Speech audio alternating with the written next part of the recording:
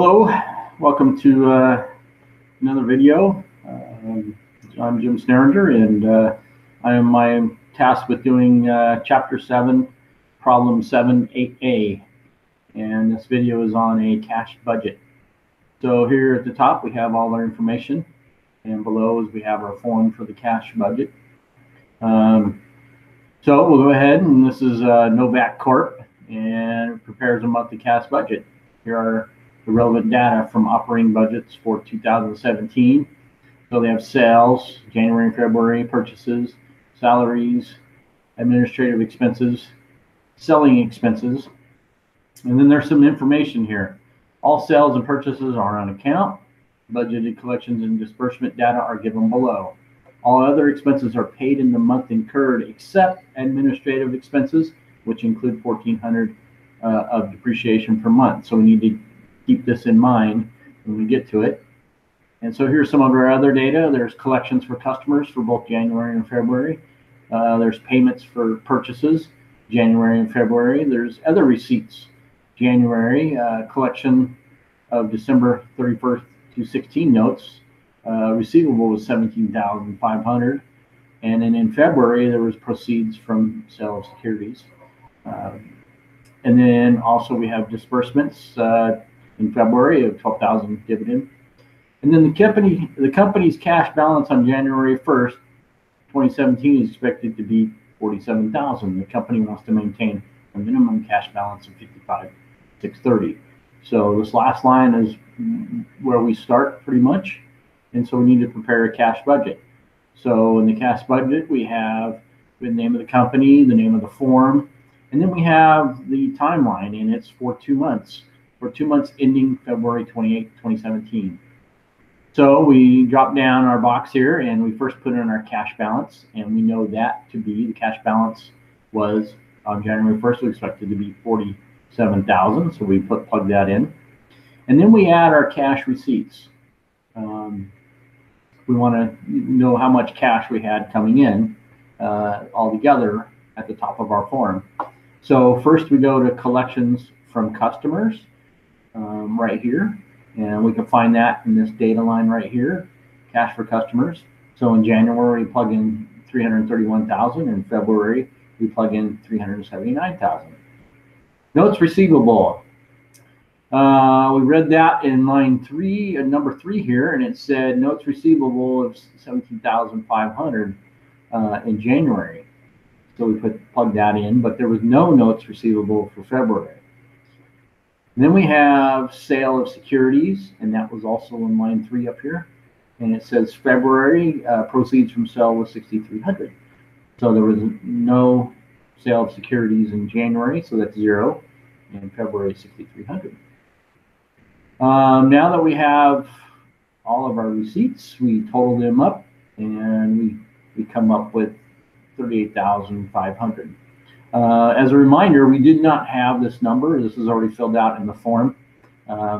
So we can total up these receipts for February, but we cannot figure out what the total available cash is just yet. So on January, it's $395,500, and this, even though it's populated now, would be blank until we're able to figure out all of January. So the next step in a cash balance is to find out what our cash disbursements are, which lessens our cash amounts. And so first we come up with purchases. Purchases of which are right here in item 2. Payments of purchases are January and February are $102,000 and $144,000. We plug those in here. And then we have dividends. Dividends was in line 4 right here, and it was only in February, so we have 0 in January and $12,000 in February. Salaries, we paid salaries, and those are up here in the information.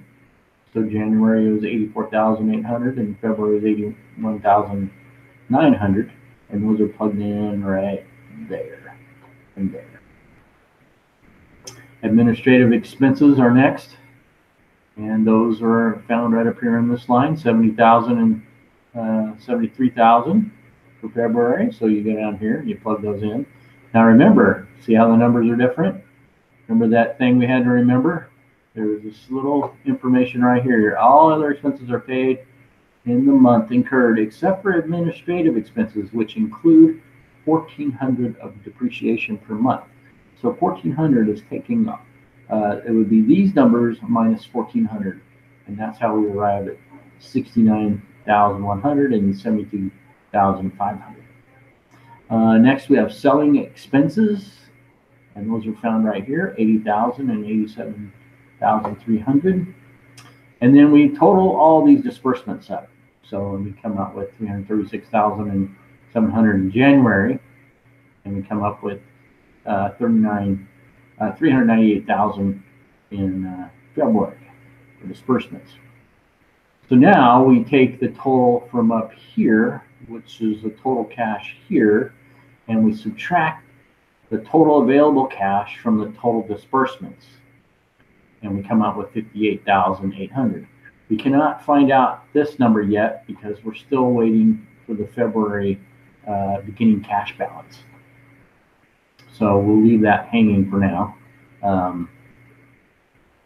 So now the excess cash is $58,800. We meet the criteria of the cash balance. So there's 0 borrowed and 0 repayments. And we have an ending cash balance of $58,800. We can now take this number and plug it into the beginning cash balance of February. And then we can take that number and add it to our total receipts, and we come up with $444,100 for total available cash for our 2-month period for February. And then we take that number there, our total available cash, and we subtract our total disbursements, which we've added up, and we come out with $46,100. Now that does not meet the criteria of our minimum cash balance of $55,630. So what we have to do is we have to borrow to get to that point. So we use our calculator and we take the $55,630 and we subtract $46,100, and we arrive at our borrowing amount, which is $99,530. We plug that in there, and when these two are added together, we get our number of $55,630. Repayments would be 0. And so that's how you do a cash balance. I appreciate you guys watching, and I look forward to any questions you might have. Thank you.